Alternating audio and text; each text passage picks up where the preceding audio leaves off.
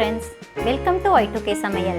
இன்னைக்கு நம்ம எல்லாரும் ரொம்ப விரும்பி ருசிச்சு சாப்பிடக்கூடிய சக்கரை பொங்கல் செய்யறது எப்படின்னு பார்க்க போகிறோம். அதிகபட்சம் இந்த பொங்கல் செய்யறதுக்கு 15 நிமிஷம் இருந்தாலே போதும், சீக்கிரமாக செஞ்சிடலாம்.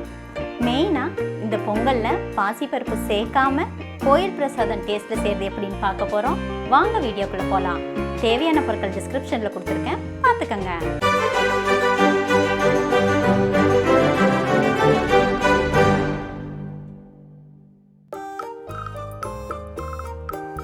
சக்கரை பொங்கல் செய்யறதுக்கு இன்றைக்கி நான் 1 கப் அளவுக்கு பச்சரிசி எடுத்துருக்கிறேன். இது 200 கிராம் அளவுக்கு இருக்குது. இப்போ இந்த அரிசியை நம்ம 2 டைம் நல்லா வாஷ் பண்ணி எடுத்துக்கலாம். இந்த பொங்கலை நம்ம குக்கரில் தான் செய்ய போகிறோம், அதனால் நல்லா வாஷ் பண்ண அரிசியை குக்கரில் சேர்த்துக்கலாம். அது கூடவே எந்த கப்பில் நீங்கள் அரிசி எடுத்தீங்களோ அதே கப்பில் 3 கப் அளவுக்கு தண்ணி சேர்த்து நல்லா வேக வச்சுக்கலாம். நம்ம நார்மலாக சாப்பாட்டுக்கு யூஸ் பண்ணுற அரிசிக்கு விட பச்சரிசிக்கு எப்போவுமே தண்ணி அதிகமாக பிடிக்கும். அப்போ தான் நம்ம செய்கிற பொங்கல் வந்து நல்லா கொலகொலன்னு இருக்கும். குக்கரில் 3 விசில் விட்டு இதை நம்ம இறக்கிடலாம். குக்கர் 3 விசில் வந்துருச்சு. இப்போ இதை நம்ம இறக்கிடலாம். அடுத்தது இந்த பொங்கலுக்கு தேவையான வெள்ளைப்பாகை ரெடி பண்ணிக்கலாம். அதுக்கு 250 கிராம் அளவில் இருக்க வெள்ளத்தை நல்லா பாகு மாதிரி காய்ச்சி எடுத்துக்கலாம். ஒரு பேனில் 250 கிராம் வெள்ளத்தை நல்லா பொடி பண்ணி சேர்த்துக்கலாம். அது கூடவே ஒரு 1/4 கப் அளவுக்கு தண்ணி சேர்த்து அதை நல்லா கரையிற வரைக்கும் மிக்ஸ் பண்ணிக்கலாம். பாருங்கள், வெள்ளம் நல்லா கரைஞ்சி நம்மளுக்கு தேவையான பாகு ரெடி ஆயிடுச்சு.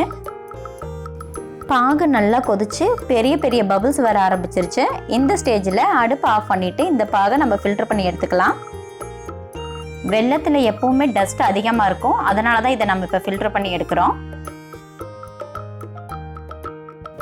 குக்கர் கேஸ் அடங்கிருச்சு. பாருங்கள், சாதம் நல்லா வெந்திருக்குது. இது எப்பவும் போல் இல்லாமல் கொஞ்சம் கொல நல்லா வெந்திருக்குது. இந்த மாதிரி நல்லா வெந்த சாதத்தை நம்மளால எவ்வளோ மசிக்க முடியுமோ அந்த அளவுக்கு நல்லா மசிச்சு விட்டுக்கலாம். அப்போ வந்து பொங்கல் நல்லா கொலன்னு இருக்கும். சாதத்தை நல்லா மசிச்சதுக்கப்புறம் நம்ம ஃபில்டர் பண்ணி வச்சுருக்க வெள்ளைப்பாகு அதில் ஆட் பண்ணி நல்லா மிக்ஸ் பண்ணி விட்டுக்கலாம். நம்ம பாகை சேர்த்து மிக்ஸ் பண்ணும்போது அடுப்பு லோ ஃப்ளேமில் வச்சு நல்லா குக் பண்ணிக்கலாம். பொங்கலுக்கு எப்போவுமே வெள்ளத்தை பாகு மாதிரி காய்ச்சி ஆட் பண்ணுங்கள். இல்லை நீங்கள் வெள்ளத்தை டைரெக்டாக ஆட் பண்ணினீங்கன்னா ஸ்வீட் வந்து எல்லா இடத்துலையும் ஈவனாக மிக்ஸ் ஆகாது. அடுத்தது பொங்கல் கூட ஆட் பண்ணுறதுக்காக முந்திரி திராட்சையை வறுத்து எடுத்துக்கலாம். அதுக்கு ஒரு பேனில் 2 டேபிள் ஸ்பூன் அளவுக்கு நெய்யை ஆட் பண்ணிக்கலாம். நெய் நல்லா சூடானதும் அது கூட 15 கிராம் அளவுக்கு உலர்ந்த திராட்சை ஆட் பண்ணி நல்லா வதக்கிக்கலாம். திராட்சை நல்லா வதங்கி லைட்டாக ஃப்ளஃபியாக ஆரம்பிக்குது. இந்த ஸ்டேஜில் அது கூட 15 கிராம் அளவுக்கு முந்திரி ஆட் பண்ணி நல்லா வதக்கிக்கலாம். திராட்சையும் முந்திரியும் நல்லா கோல்டன் ப்ரௌன் ஆகிற வரைக்கும் வதக்கிக்கலாம்.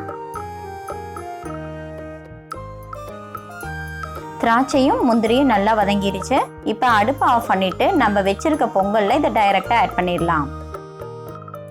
திராட்சை முந்திரி பொங்கல் எல்லாத்தையும் நல்லா ஈவனாக மிக்ஸ் பண்ணி விட்டுக்கலாம். நீங்கள் எல்லாத்தையும் நல்லா மிக்ஸ் பண்ணும்போதும் அடுப்பை லோ ஃப்ளேம்லேயே இருக்கட்டும், ஹை ஃப்ளேமில் வைக்க வேண்டாம். அடுத்தது இந்த சக்கரை பொங்கலுக்கு ரொம்ப டேஸ்ட் கொடுக்குற ரொம்பவே முக்கியமான இன்க்ரீடியன்ஸ் வந்து தேங்காய் தான். அதை ஆட் பண்ண போகிறோம். அதுக்கு ஒரு பேனில் 1 டேபிள் ஸ்பூன் அளவுக்கு நெய் விட்டுக்கோங்க. நெய் நல்லா சூடானதும் இந்த மாதிரி சின்னதாக ஸ்லைஸ் பண்ண தேங்காய் போட்டு நல்லா வதக்கிக்கலாம். தேங்காய் நல்லா கோல்டன் ப்ரௌன் ஆகிற வரைக்கும் அதை தொடர்ந்து வதக்கிக்கலாம். பாருங்கள், தேங்காவோட கலர் சேஞ்ச் ஆக ஆரம்பிச்சிருச்சு. இந்த ஸ்டேஜில் இதை நம்ம எடுத்து பொங்கலில் டைரெக்டாக ஆட் பண்ணி நல்லா மிக்ஸ் பண்ணிக்கலாம். அது கூடவே 1 டீஸ்பூன் அளவுக்கு ஏலக்காய் பவுடர் சேர்த்து நல்லா மிக்ஸ் பண்ணிக்கோங்க.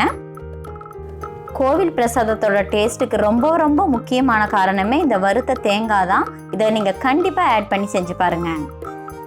பொங்கலோட ஸ்வீட்டை கொஞ்சம் தூக்கலாக காமிக்கிறதுக்காக அது கூட 1 பிஞ்ச் அளவுக்கு சால்ட் ஆட் பண்ணி நல்லா மிக்ஸ் பண்ணிக்கலாம். அவ்வளோதாங்க, நல்லா கமகமன்னு தித்திப்பான சக்கரை பொங்கல் ரெடி ஆயிடுச்சு.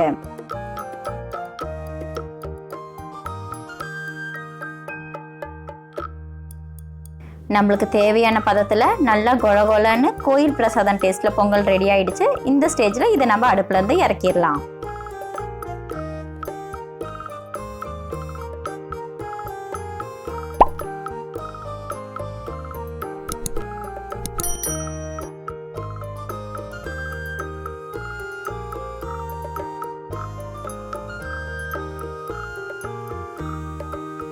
ரொம்ப ரொம்ப ருசியான, எவ்வளோ சாப்பிட்டாலும் திகட்டாத கோயில் பிரசாத டேஸ்ட்டில் சூப்பரான சக்கரை பொங்கல் ரெடி.